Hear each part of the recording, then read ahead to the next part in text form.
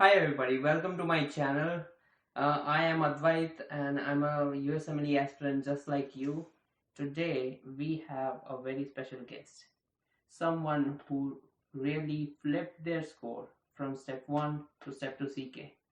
We have Dr. Irshad with us. She scored low in her step 1, but in step 2 CK she proved that she is not someone who gets bogged down by failures. She overcome all of her difficulties, had a huge jump in her step 2 CK score. So this video is for anyone who wants to really score well in the step 2 CK exam. Welcome Dr. Irshad, thank you for being here. Thank you, Dr. Advait, for having me here. So generally what happens is students get afraid after giving step 1. Many of them have not performed well, but they really want to do well in the step 2 CK like you. So tell me how was your mindset after step 1 and what made you achieve the right mindset to prepare for step 2 CK? So I unfortunately landed with a low step 1 score, so I was devastated and lost and disappointed and depressed about the entire USMLE journey. And I made anonymous accounts on Facebook to find out answers if even continuing my USMLE journey was possible, if there was a chance to match. That's the first question that comes in mind. But I think I took my time, and I think the purpose of this entire video is to guide people. So whoever is out there below step 1, I would say give yourself time, relax, reflect, and see according to your circumstances if it's worth it to do it. But I would say one thing, it's definitely doable. I think I took my time and I started back up again because I ended up believing that it was possible. And but I did make a point to reach out to people. To be honest, I mean, there was this recheck, the concept of getting your score rechecked. I had a very low step 1, but I also knew that the reasons I ended up with a low step 1. But at the end of the day, after going through all that phase, I think, which I think everybody should understand, that there is a phase that we need to take some time to get out of it. Okay. So how do you prepare for step 2 CK exam? So the number one thing I did was to start looking for, because after getting a low step 1, you're still, no matter you're ready to take on your next step in your preparation for step 2 CK, but you're still depressed and in doubt. So the first thing I did was to post on the study groups to look for a study partner. That was the first thing I did. And once you posted, and I just start getting replies, and I made a point to just get started with the study partner. And then we discussed it. I also made a point to visit the Facebook study groups to check out the main pattern which is required to study for CK. And I realized that obviously the Uworld is the key to CK, but because I had a low step 1, I felt the need to go over all the concepts again. So what I did was I started off with Kaplan videos, and I also got in touch with a study partner through Facebook after posting on it. And we started with, we had a schedule for Kaplan videos that we were doing and discussing the topic subject-wise, system-wise. And I also side by side started with the Uworld online. So we were solving the same question system-wise from the Uworld. So I think studying with a study partner really helped me, and not just in the start right after my step 1, but also throughout the CK journey. I think having study partner is so important for the step 2. Was very important. For everybody would have their own perspective, but for me it was really, really important because CK, you need repetition. You need to have really good concepts of the system-wise topics. So how did you find the right study partner for this exam? Because Step 2CK is about having good concepts and having them right and very thorough, and repetition is the key for Step 2CK. Doing it system-wise was important, and going over those concepts repeatedly or having a repeated interval revision was important, and that could only happen if I was doing it with study partners. Because to be realistic, I think, I mean, for me, I can only focus for like maximum of 4 to 6 hours in a day, and having study partners allow me to work like, about 12 hours study and, like discuss topics, and that stayed with me. It helped me with the memorization. I think when you post it, you will get a lot of responses from the, you get back messages. I think one should be very clear of what you want, what your study plan is, or what rough goals you have, short-term goals you have. Like if you want to complete a system, for example, GIT or endocrinology in a week, you want to have someone who is going to keep up with that. And I think it's important to be upfront with the study partners about your timings and your schedules, and if you can both work together on similar schedules to study and discuss topic is important. But also keeping in mind that we might end up losing study partners because everybody has their own schedule. You might not have that chemistry in terms of timings. But I would say to keep searching for them. I had multiple study partners. I had a lot of experimenting to do with study partners as well. But I think don't give up. For me, I knew that because at one point of time in my CK preparation, I was also working part-time. So for me, it was very important to have a study partner to keep going in my preparation. So don't give up on study partners, I would say. Don't give up. Keep looking for them. You might divide your system-wise topics. For instance, at one point of time in my preparation, I had a study partner for endocrinology. I had another study partner to discuss gastroenterology. So whatever works for you, I think what really is important is to be mindful of what study pattern works for you. I think that's the key, because when I started off learning about CK preparation from the Facebook post, I think, and that's something I would like to really highlight and give this message across, is don't be depressed or disappointed or follow blindly all those posts out there from high scorers. They're really helpful, but always tailor down those posts or study patterns according to your study style, because we have come this far. We had our own study style, and we need to stick to what works for us. And I think you need to stick to that. We need to add on our own pattern, what really works for us, and we shouldn't be disappointed if something is not working according to some other person who posted about their high score. So I would always go read the post of people scoring high, but I would also screen them and filter them to what worked best for me. So for me, study partners were the key, and I would divide it, keep going, keep looking for study partners till the end. You might end up losing a lot of them. You might end up finding really good, study partners along the journey, end up making really good friends. And I think that's the whole thing about study partners. How did you maintain accountability with your study partner? Because at times there are a few instances where the study partner is distracted and is distracting you. So how did you manage such situations? In terms of accountability, I think my main purpose about studying with the study partners the way I did was always solve questions. I think doing questions, practicing questions in Uworld from Uworld is the key to preparation in CK again.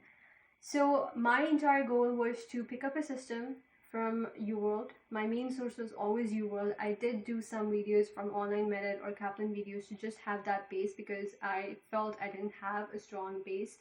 But depending on where you're standing in your preparation, I think as soon as possible, if you can start off with Uworld questions, that's the best. So my thing with my study partners was that depending on whatever we could work on together, we would either do a block.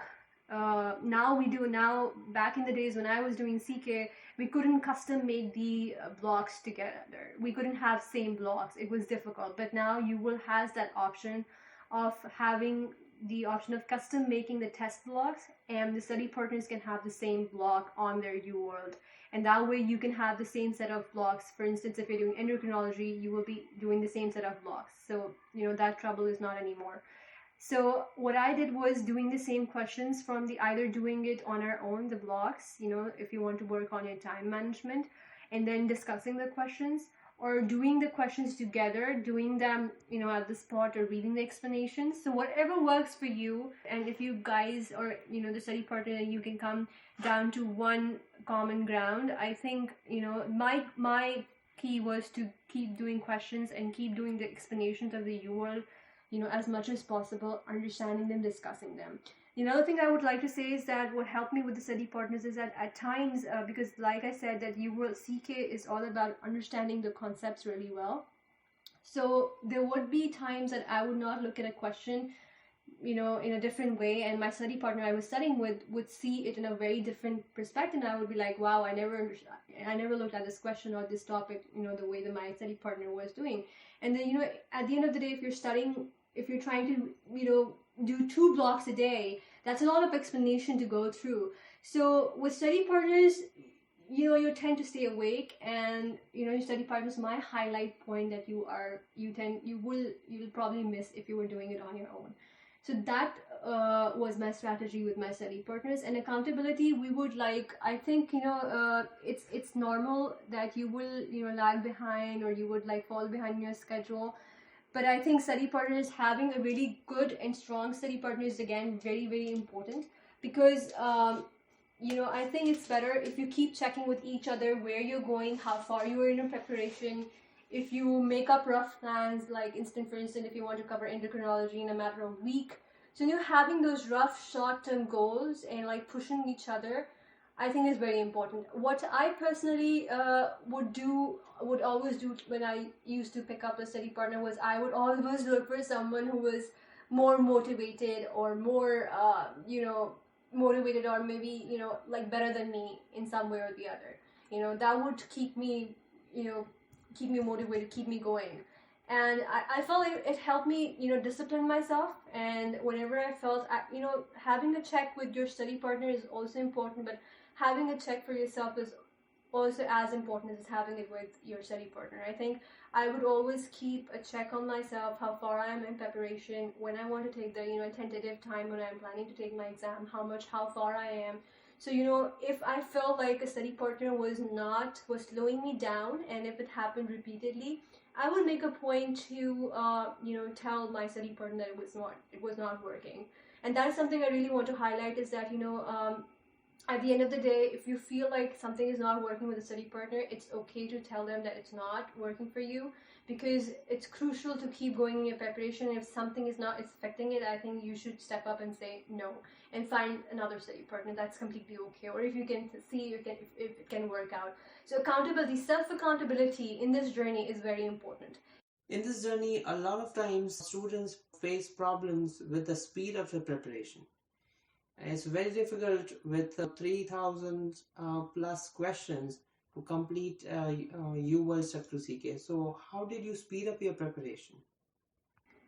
I think being realistic is very important. To be very honest, I was very slow to begin with. And the reason I had study partners was to actually speed myself up. So it's realistic. I think being realistic is very important. I mean, if someone is posting that you should be doing 2 blocks a day, or they're doing 3 blocks a day, that's not going to be possible in the start of the prep. You need to be very, very realistic about it. And it just happens if we slowly pace it up. I mean, starting off with even 10 questions or 20 questions a day and understanding them really well. I think quantity does matter, the number of questions that you're doing in a day, and it slowly paces up as you move forward in your preparation. But the quality and understanding the questions is also important. I mean, if you're rushing through 3 blocks or 2 blocks in a day without understanding the concept, and understanding why a question is right, why the answer is right, and why the other options are wrong, it won't benefit you. So I think it's very, very important to start off, slow, and then speed it up slowly, gradually, by staying consistent. How did you maintain your consistency or momentum to study each and every day? Consistency is the key.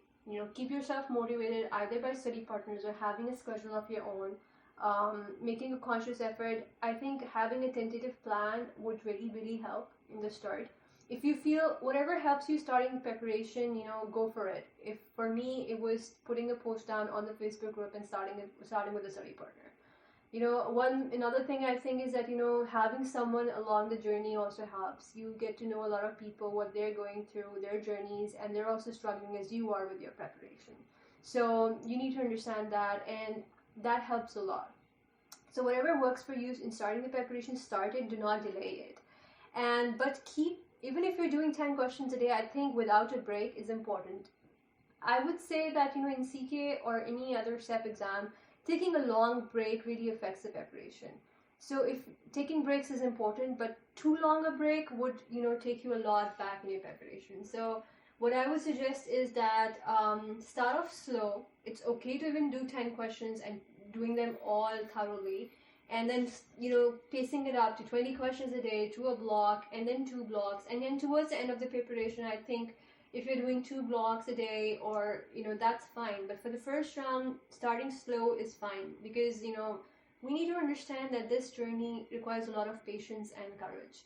And we need to keep motivating ourselves. And anything that slows us down or demotivates us, you need to block it.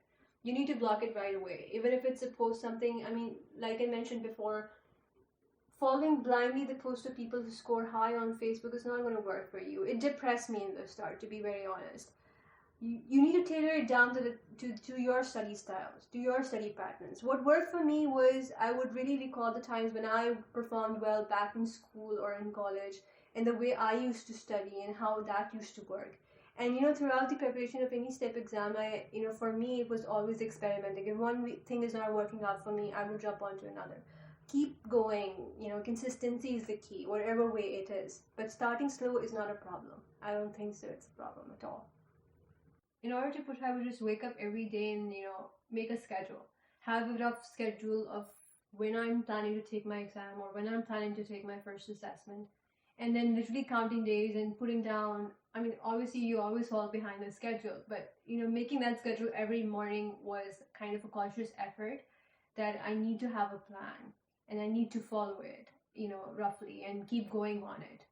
Either keep studying or keep with study partners and keep studying to, get there. So having a rough schedule every other day really helped me being consistent. Tell me, how did you revise Uworld? So I started off with the first round, like I said, with the study partners, and my focus was to do questions and understand. And the first round was just about going through the questions to see what the topics were all about. And I was doing it system-wise. The second time,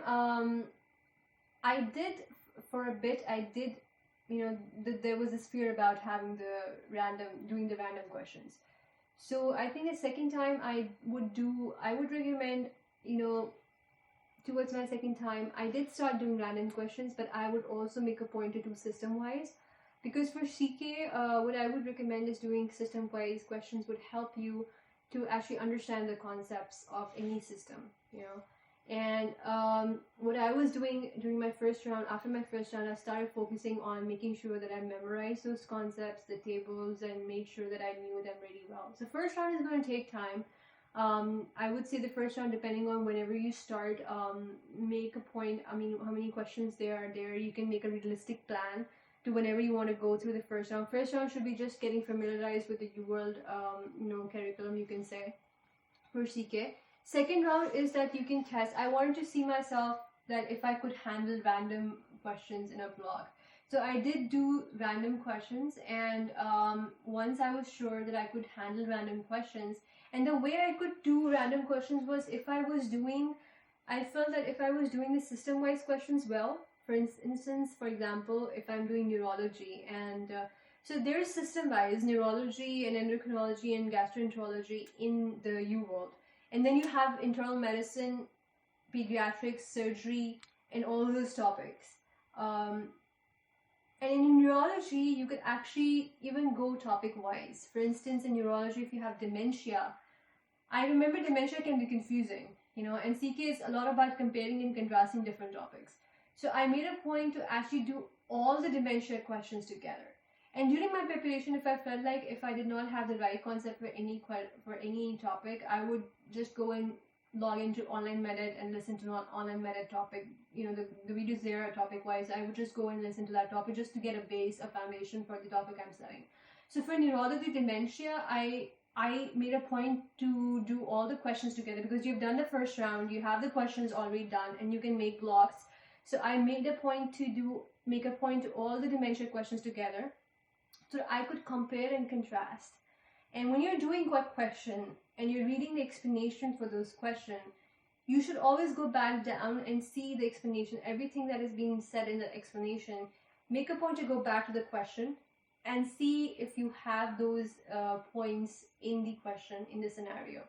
So I also, was making a conscious effort to see how the question was asked, so that I'm familiarized with the question, the way it is asked, so that, on the real deal, that it really helped me with the reflexes, because not just understanding the explanation part of the any question, but also link it back to the question being asked and look for points mentioned in the explanation. For instance, if you have a question related to spontaneous peritonitis, and in case of severe peritonitis, if there is paralytic ileus or hypotensions, I will go back to the question. I would always go back to the question and find out those points if it was mentioned. So I always, when I was solving the Uworld questions, I also made a cautious effort to, see how the question was being asked. And I feel that really helped me on getting good reflexes on picking up a diagnosis in the real deal or when I was doing the questions in the assessments.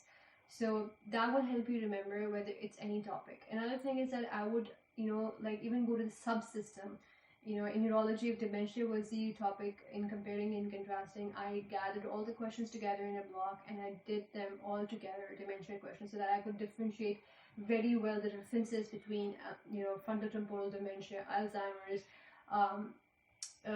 vascular dementia, because dementia is a little tricky topic. So whatever topic there was, and then there was another topic, for instance, all the androgen sensitivity topics and all those topics, I made a point to compare and contrast myasthenia gravis and Lambert-Eaton syndrome, botulism, made sure which one has a deep tendon reflexes absent or present. So comparing and contrasting the topics also really helped me out to remember these topics and also pick up the diagnosis during these exams, while solving the questions. Okay, wow. So tell me, what was the exam like? So my exam was more like I felt was like assessment 2. And I would say my 1 month before, roughly 1.5 months before the exam was really, really important. So the regular phase, whatever works for you, doing Uworld blocks, first round and second round, but my last phase of the preparation was all about preparing myself for the exam. And I think it was more like assessment 2 for me. I feel like that. But again, it was a combination of all the Uworld. Some of the questions are really, really tough. There are some questions that you really need to put in your clinical approach, as in, just imagine the question in case a patient is coming into you and you have to have that, if that patient in the question was your real patient and he came to a clinic to you, what would you do? Or what would be the most important, answer, the best answer? So in CK, most of the questions, most of the options, if you're preparing for CK, there's no right or wrong answers. There's some of the questions, some of the options are going to be, you have to choose the best answer pertaining to the situation or the question or the clinical scenario asked. So some of the questions I came across in my exam were I would have 2 right answers to the question, but then I would, judge by, seeing what option was, should be prioritized in case this patient came to the clinic, Tell me, how did you plan your preparation? Uworld was pretty much what really helped me in my, to get a great score again, was to do all the assessments, and that would be assessment number 1, to all the MBMEs and all the CMS series. So the CMS series and MBMEs are really, really helpful in a way because the topics that are being tested in these assessments are more likely going to be the topics that are going to be tested in the real exam, because MBME, they make our exams. So that is something I realized in my later half of the preparation, but I did make a point to do all of them, because the third part of my preparation, the last phase of my preparation, about 1.5 months before my real exam, was all about preparing myself for the exam in terms of time management, in terms of having the reflexes to do the questions really fast, picking up the right diagnosis and then getting to the right answer. So I was doing these assessments. Some of the assessments, I believe, I think it helped for me because, when I was preparing and I had not done the exam, I felt like I had left most of my assessment towards the end. But then I think it helped for me because in those last 1.5 months, I did like MBMEs, all the MBMEs. I did 6, 7, and 8, and assessment 1 and 2, and CMS series for the internal medicine, and some of the other subjects that I felt I was weak in, like surgery or pediatrics. So doing those questions and getting up every day and doing those questions like I would be doing in a real exam actually prepared me to get into that exam mode. And that made me, that helped a lot with the time management on the real exam for me. And when I was getting in that mode, I was getting prepared. And it's really important to start setting your time according to your last 1 month should be, or at least last 15 days should be, your timing should be according, your schedule for the day should be like your exam would be, so that your timings are set according to the way you work your best. So your exam, if your exam starts it's going to start at 9 a.m. or 8 a.m. Make a habit of getting up around that time and in the morning and start doing the questions. So I think my last phase of the exam was really helpful in terms of my Step2CK exam. So there's another thing that I think was very important, that's very important to know for any step exam, I think, and is that, learning for these exams, it doesn't end a month before or a week before. It doesn't end anywhere up till your real exam. And what I mean by that is that, you need to keep learning. You need to have that learning attitude till the last hour of the exam, or till the last hour of your last day of your preparation right before the exam. For instance, if there is a question I got wrong, you don't need to freak out. The biggest thing about what I've learned after taking my Step2CK was, and for a long time because of my low step 1, what really kept me back from taking the exam, way before the time I took it, was the fear about it. And I think what I want to really, really address through this video is to just don't be afraid of these exams. If you're planning to do it, if you have made a mind to do it and planned to do these exams, please be assured that these exams are very, very doable. You need to have the right attitude, the right plan, and a study pattern, and it can be done. And anyone can score high. It's a myth that people who score 250s or 260s are from another planet or they eat something different. I think anyone can do it. It's just about having the right attitude, the right plan to do it, and consistency. And you need to have this attitude that you will get wrong answers even the last day. You might even forget, because the curriculum for the CK, if you see, they're adding questions a lot. There are a lot of questions in Uworld, and it's a huge material to cover. But you start off from endocrinology. It's very normal to start from endocrinology, and then by the time you get into the last system, you have forgotten the endocrinology. So the repetition is the key. Keep discussing. I was a part of various Skype groups and study groups and first WhatsApp or Skype, where I would come across questions on a daily basis. Even if I'm not actively studying, I was passively going through some topics. Something was going before my eyes. It was going through my mind. And even towards the end, I think I found out about the Divine Intervention podcasts. They were really, really helpful. And, in case you're not in the mood of, actively studying, you might just listen to those podcasts. So whatever helps you, staying in touch with these studies, whatever way possible, being consistent is the key. But you need to understand that even if you get a 50% on your Uworld, the time you start your Uworld questions, the percentage on the Uworld is just for learning. Don't be disappointed by that. And another important message that I want to convey is not to compare yourself with others. Not to compare yourself with anyone who posts that they're score 250s or 260 on their post, and you need to be exactly like them to get a score. That's not correct. Like I said, you need to tailor it down to your own study styles and pattern and see what works for you the best. And don't compare yourself with others, even the study partner you're closely studying with. So you are unique. You have your own style. You have your own strengths and weaknesses. And you should tailor down your preparation according to your strengths and weaknesses and work on the areas that you need to work on. And don't compare even a bit to anyone in this preparation. So the study partners that I study with were really good too, but they had their own styles. They had their own way of tackling with the topic or study the topic. Everybody had their own way, and everybody scored well. So the thing that I want to say is that, you need to have the score faith in you about, not being afraid of the exam, number one. And number two is, just work it your way and keep learning till the end of the day. I mean, even if I remember getting some answers really wrong, some topics that I felt were really weak. I mean, really, I was weak on, and I prepared them well. And then towards the end, I did not touch them, for example, a month or so. And when I did a MCQ or a question from CMS or another assessment, I got them wrong because probably I just missed out something, or, I didn't remember something about it. But that's okay. You need to have this faith that it's okay to make mistakes, and you need to keep learning from these mistakes during the preparation till the end of the day, till you sit in your exam. And you never will be prepared 100%. You never will be prepared completely for this exam. I mean, if you think that you would get a 250 or 260 if you have the entire Uworld memorized by heart, that's not going to happen.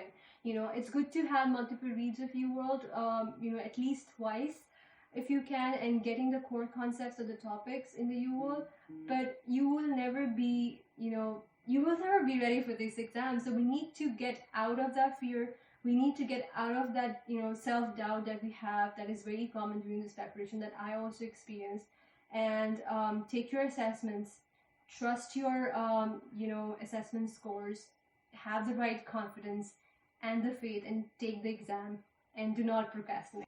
I really want to know, how did you avoid procrastination?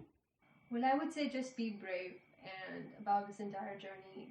There's no point to be afraid of these exams, and we don't realize it, but we are.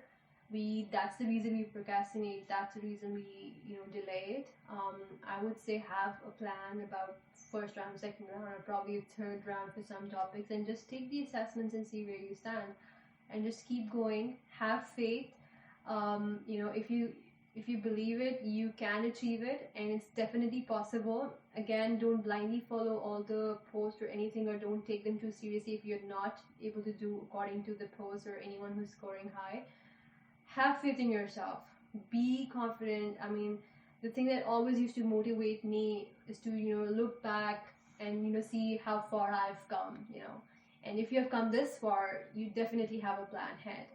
And somebody just told me, while I was preparing for my CK preparation, somebody just said, eventually things, happen. Eventually you get there where you want to be. It's just a matter of time. And, when you're doing that preparation phase, it seems really difficult.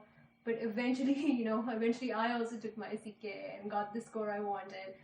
And eventually things happen. And I think you need to drive this journey is difficult, and you should be realistic about it. Be patient, have healthy short breaks, keep yourself motivated, have faith in yourself, have faith. I think, whatever helps you keeping faith, having the right focus, keep motivating yourself, see yourself where you want to be, whether it's like having the faith or focus, whatever helps you keeping the right focus in this journey, use it. Whether it's your family or whether it's your dream to see yourself, being a doctor in a US healthcare system, whatever works for you. I think it's very important to have that faith and see yourself where you want to see yourself. And eventually you will get there. It's just a matter of time. And I would say just be brave. The first step, I think, is the hardest. I think there are a lot of people who would be in the same boat as I was, having a low step score. I think getting up from there is a huge task, but you have to take a step somewhere, first step somewhere to get started with the journey. And once you're started, I know that, we have come this far, all us medical professionals, we have come this far, and we are meant to go somewhere. So just plan it right and do it, stay consistent, have faith, and be confident in yourself.